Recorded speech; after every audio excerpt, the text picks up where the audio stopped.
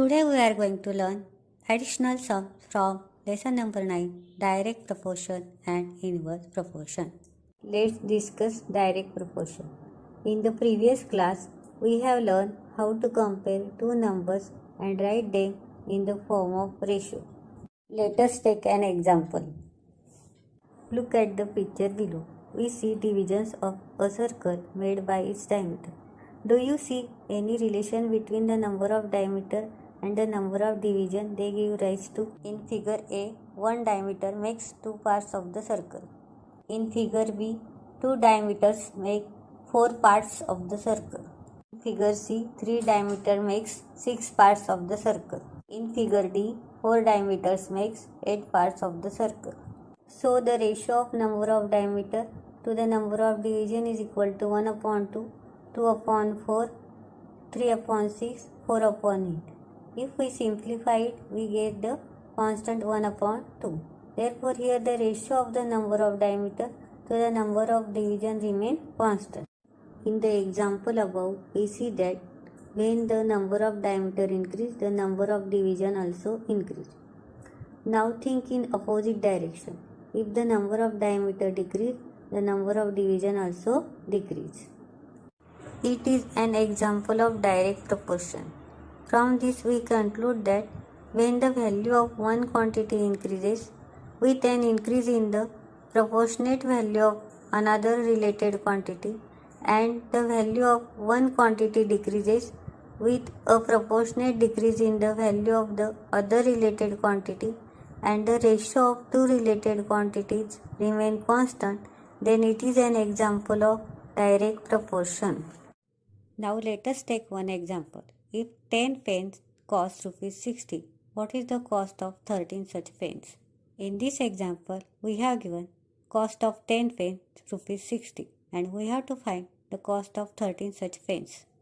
Let us suppose the cost of 13 pens is rupees X.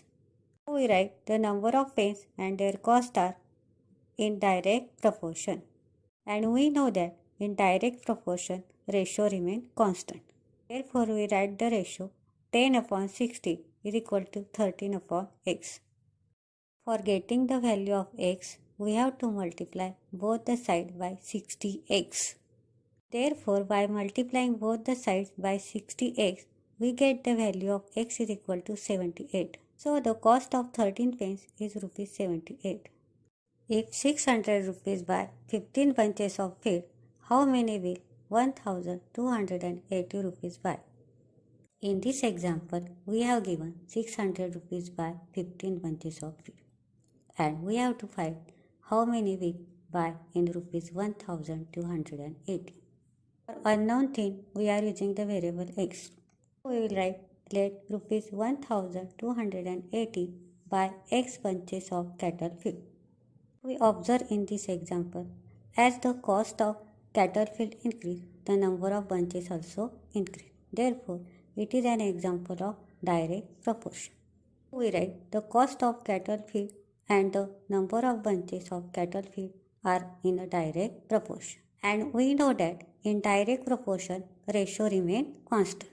Therefore, we write the ratio of cost of bunches and number of bunches as 600 upon 50 is equal to 1280 upon x.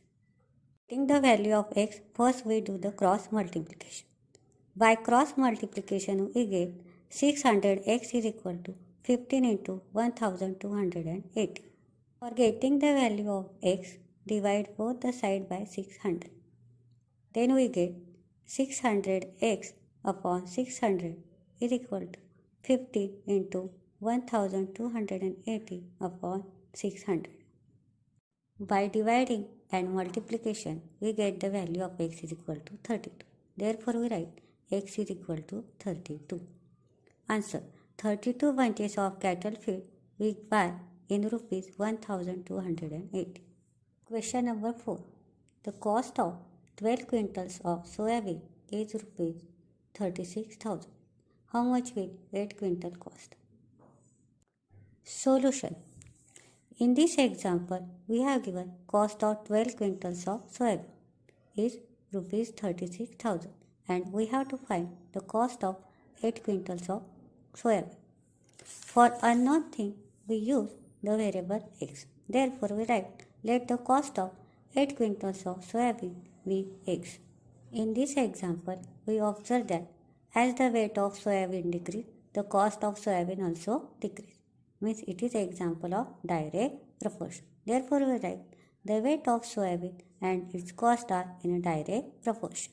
And we know that in direct proportion, ratio remain constant. So, weight of soybean and cost of soybean remain constant. Therefore, we write 12 upon 36,000 is equal to 8 upon x. By multiplying both the sides by 36,000x, we get 12x is equal to 8 multiplied by 36,000. For getting the value of x, we have to divide both the sides by 12. By dividing both the sides by 12, we get x is equal to 8 multiplied by 36,000 divided by 12. 12 divide 36,000, we get 3,000. And by multiplying 8 into 3,000, we get the value of x as 24,000. Question 5. Two mobiles cost 16,000 rupees. How much money will be required to buy 13 such mobiles? In this example, we have given cost of two mobiles is rupees 16,000 and we have to find the cost of 13 such mobiles. Let the cost of 13 mobiles be rupees x. In this example, we observe that as the number of mobiles increase, the cost of mobiles also increase. It is an example of direct proportion. Therefore, we write the number of mobiles and their cost are in a direct proportion. We know that in direct proportion, ratio remains constant. Therefore, the ratio of number of mobiles and their cost are written as ratio of 2 upon 16,000 is equal to 13 upon x. By cross multiplication, we get 2x is equal to 13 multiplied by 16,000. For getting the value of x, divide both the sides by 2. Dividing both the sides by 2, we get 2x upon 2 is equal to 13 multiplied by 16,000 divided by 2. By dividing and multiplying, we get the value of x is equal to 1,04,000. Therefore, the cost of 13 mobiles is equal to rupees 1,04,000. We are going to learn inverse proportion. Let us take an example of number of workers and number of days to complete a work. Look at the table below. Number of workers and number of days to complete the works. 4 workers require 60 days to complete the work. 6 workers required 40 days to complete the same work. 10 workers require 24 days to complete the same work. 15 workers require 16 days to complete the work. Here, the product of number of workers and number of days to complete the work remain constant. That is, 4 into 60 is equal to 6 into 40 is equal to 10 into 24 is equal to 15 into 16 is equal to 240. In the example above, we see that when the number of workers increases, the number of days to complete the work decreases. Think in opposite direction. If the number of workers decreases, number of days to complete the work are increases.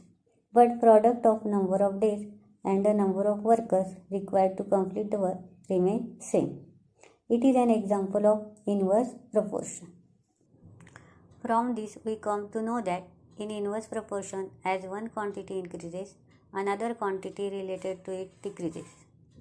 Similarly, if one quantity decreases, another quantity related to it increases. But the product of two related quantities remain constant.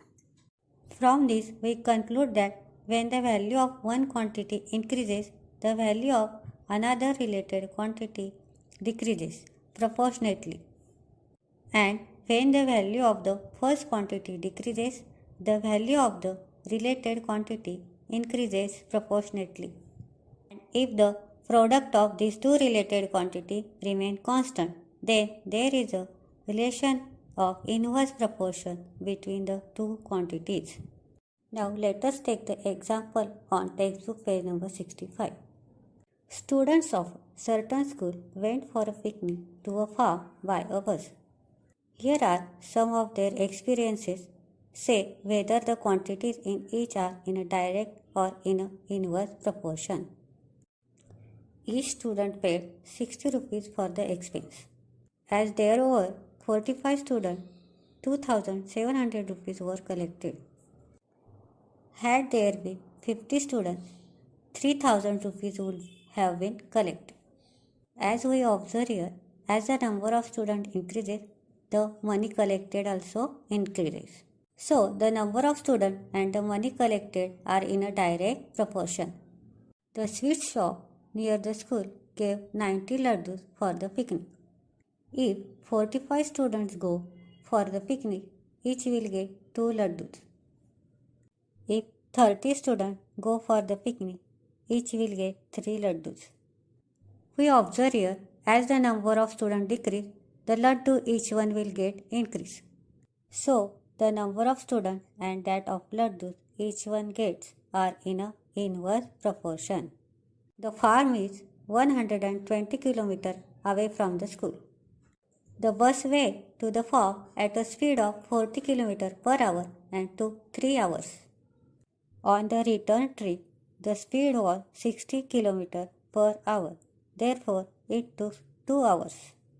If we observe here, as the speed of the bus was increased, the number of hours to reach the distance decreased. The speed of the bus and the time it takes are in inverse proportion. The farmer picked 180 fours from his trees. He gave them equally to 45 students. Each student got 4 fours. Had there been 60 students, each would have got 3 fours. So, the number of students and the number of fours each one got are in inverse proportion. Next lecture, we will solve the sum related to inverse proportion and partnership.